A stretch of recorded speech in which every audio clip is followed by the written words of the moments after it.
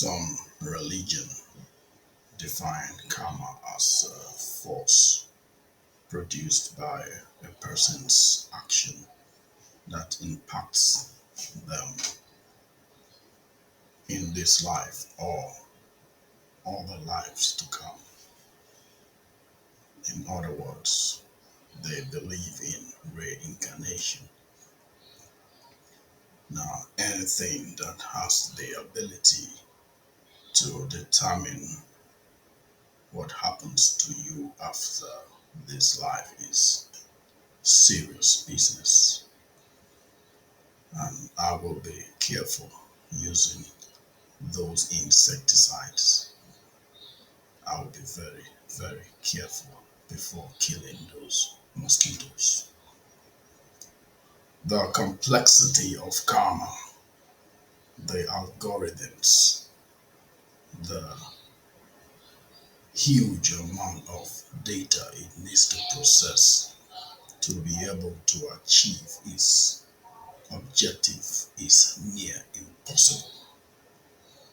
Yet, many trust karma as a process to deliver justice to them or for them. Karma, as defined and understood, must be able to arrange your new birth in the next life either as a rat, a cockroach, or a cricket, a snake, or a human. Think about this for a second, that something can do something this powerful and intricate, something called karma.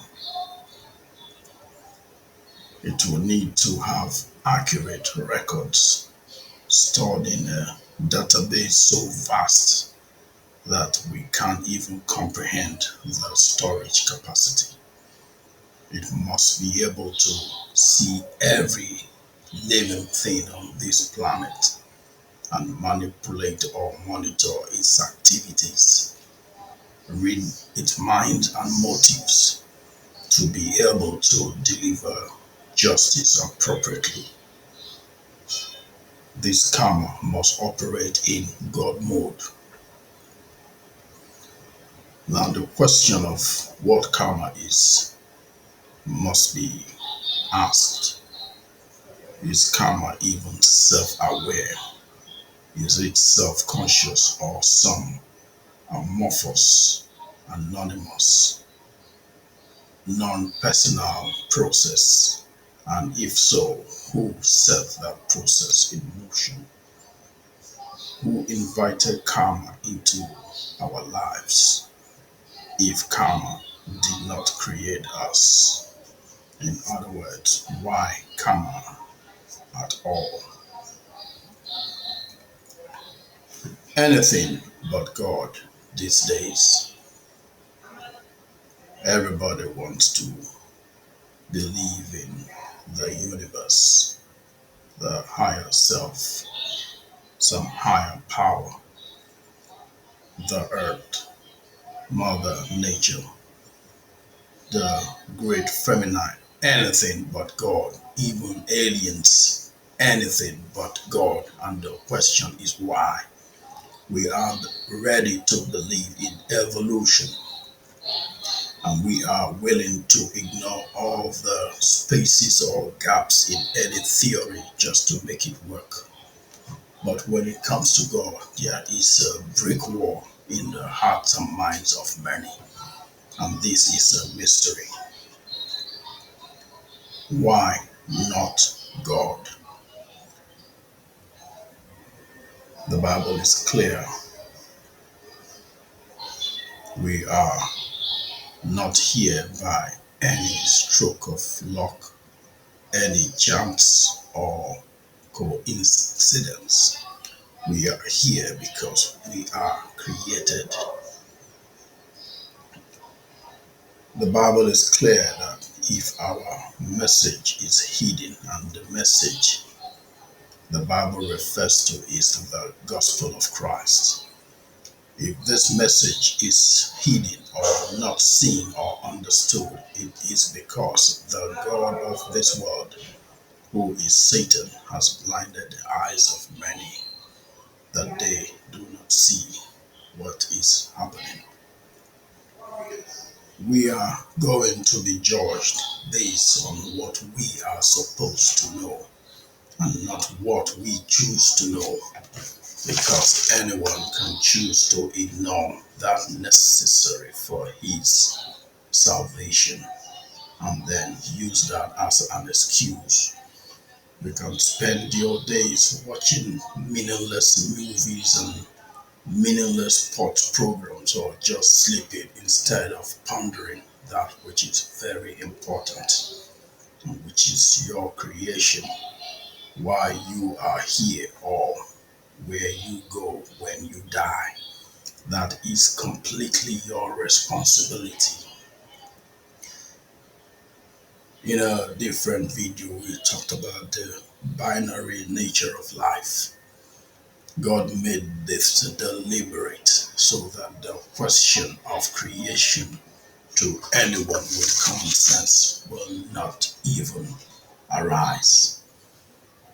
And just to refresh, some of these binaries are the human eyes and light.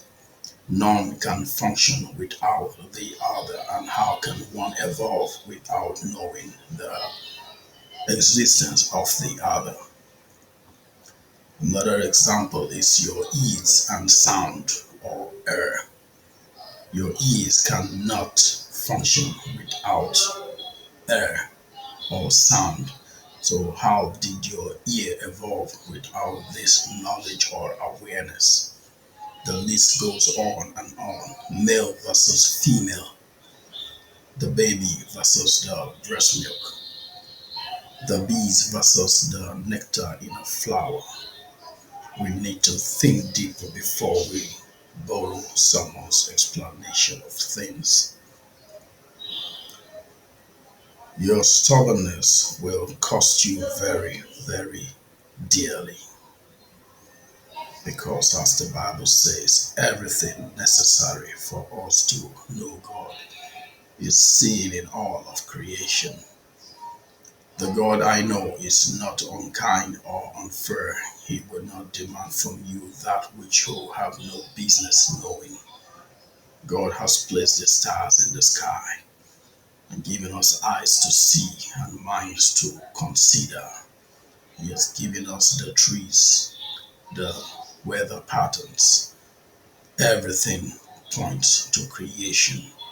And the deeper you dig, the more obvious this becomes. For instance, the DNA. Peter was very clear in the book of 2 Peter, verse 1, verse 16. And Peter said that he did not deliver carefully designed fables or lies to push across the gospel of Christ, but he was an eyewitness to the miracles of Christ, the death, the resurrection, and ascension of Christ. He witnessed the transfiguration on the mountain, where Christ transfigured into an ethereal being. And Peter defended this to his death. He had nothing to gain. How many of you deny the contents of the Bible, and yet you have not even read the Bible completely at least once? And this same Bible was the book that many died trying to just translate it from one language to the other. There was a very big force against the publication of the Bible, yet we deny its message without even knowing what the message is. You must find out the truth for yourself. Is it karma or God? I think from what you have heard, it is clear. Karma cannot do what karma is said to be able to do without being God. I believe in God, and may God help us see